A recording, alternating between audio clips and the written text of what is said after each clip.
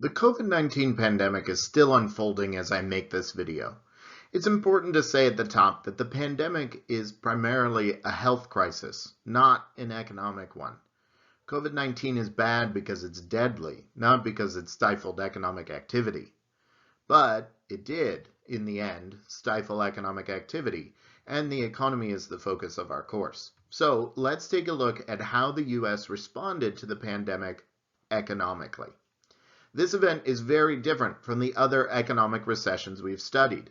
We've been focused with causes like monetary shocks, or sudden changes in expectations, or technological shocks. But the economic recession that occurred in 2020 was not due to any of those things. We know because the cause is quite obvious. It was the pandemic.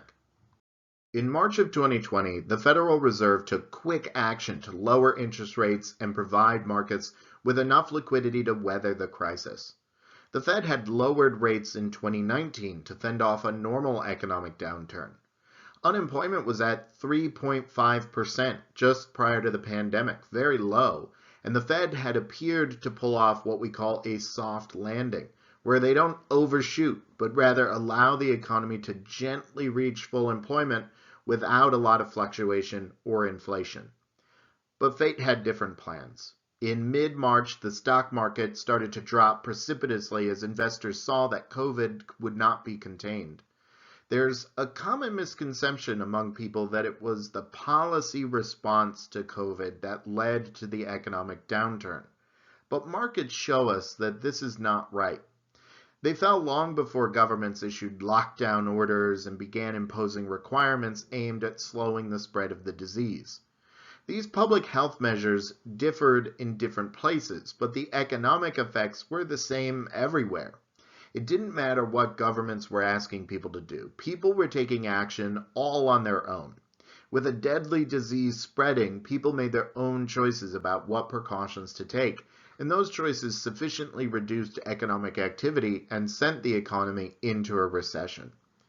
What is important to note is that the Fed's actions were quick and decisive. They didn't quibble about dropping rates from 2% all the way down to 0% overnight like they had often done in the past. Their efforts ensured that the U.S. did not suffer a liquidity crisis like it had during the Great Recession. Financial markets recovered quickly by the end of 2020, and that growth continued into 2021. The Fed also took direct action to help small businesses, which it had been criticized for ignoring in 2008. They purchased $600 billion in small and medium-sized business loans, which helped keep borrowing costs down for those businesses. I can personally attest to how these measures taken by the Federal Reserve impact everyday people.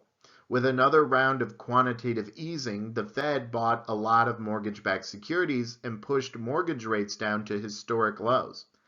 I had bought my house in 2018, but I managed to refinance it in 2020, which lowered my monthly payments by over $400, which made a gigantic difference in my financial security during a scary time. And that definitely led me to order a lot more delivery and spend money a little bit more freely. And of course, I'm just one of millions who did the same. But there are a lot of people who were in different situations, and the US also had an aggressive fiscal policy response. After the financial panic in 2008, the government passed a $700 billion stimulus plan, which many thought was far too low to meet the needs of the economy. But politicians were afraid to cross that trillion-dollar mark. With the COVID-19 pandemic, the U.S. did not repeat this mistake. Among many other measures, the CARES Act, passed in March of 2020, provided a one-time direct payment of $1,200 per person plus $500 per child, and provided critical relief for businesses, people struggling with their mortgage or rent, hospitals and healthcare providers, state and local governments, and schools. Another $900 billion stimulus and relief bill was passed in December of 2020, providing $600 direct payments, extending generous unemployment benefits, and providing other aid similar to the CARES Act. Then, in March of 2021, a third stimulus called the American Rescue Plan sent individuals another $1,400 and provided significant benefits to families with children. Across just these three pieces of legislation, the government spent over $5 trillion over the course of a year to help prevent people from falling into economic destitution due to the pandemic. Per capita, the US had one of the largest and most generous fiscal responses to the pandemic. So, did it work? It took 6 years for real GDP per capita to reach its previous peak after the Great Recession.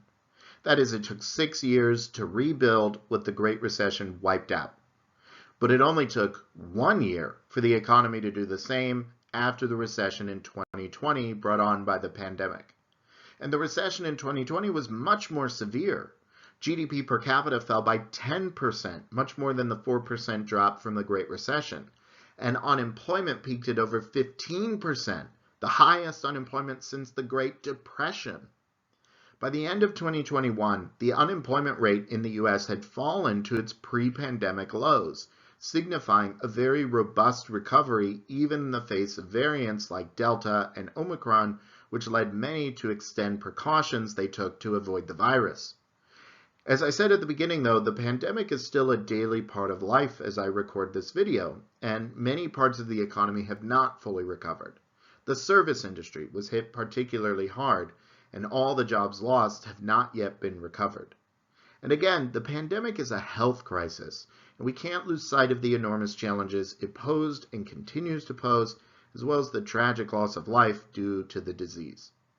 Nevertheless, the amount of government support seems to have led to a quick economic recovery, which has reduced poverty and brought about above-trend increases in incomes to the point where the threat now is an overheated economy with high inflation. But I hope that now you have taken this course, you'll have a better idea of what to expect as the future unfolds.